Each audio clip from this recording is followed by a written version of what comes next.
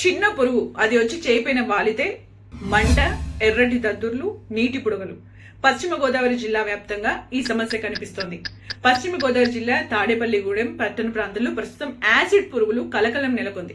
తాడేపల్లిగూడెంతో పాటు ఆరుగొలను, జగన్నాథపురం ప్రాంతంలో కూడా ఈ పురుగుల బాధితుల సంఖ్య పెరుగుతున్నట్టు స్థానికులు చెబుతున్నారు. గత నెల రోజులుగా ఈ పురుగుల తాకిడి పెరిగిందని, ఇళ్లలోకి లైట్లున్న ప్లేస్ కి తలుపులు, కిటికీల వద్దకు ఎక్కువగా వస్తున్నాయని ప్రజలు ఆందోళన వ్యక్తం చేస్తున్నారు. ముఖ్యంగా రాత్రి వేళల్లో ఈ పురుగులు కనిపిస్తున్నాయని చెబుతున్నారు.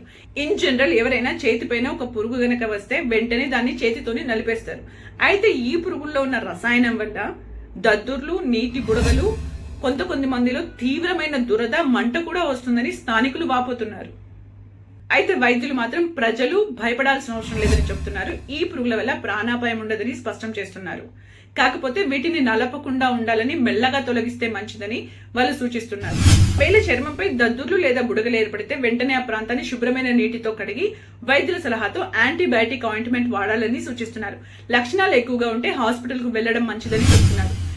మరోవైపు స్థానిక ప్రజలు మాత్రం వైద్య ఆరోగ్య శాఖ వెంటనే స్పందించాలని కోరుతున్నారు. ఈ యాసిడ్ పురుగులు అసలు ఎందుకు పెరుగుతున్నాయి, వాటిని ఎలా నియంత్రిస్తారు, ప్రజలకు అవగాహన కల్పించాలని చెబుతున్నారు. మీ ప్రాంతంలో కూడా ఇలాంటి యాసిడ్ పురుగులు కనిపిస్తున్నాయా? అవి చేతిపై వాలితే వాటిని చేతితో నలపకండి. ఈ విషయాన్ని అందరితోని షేర్ చేసుకోండి.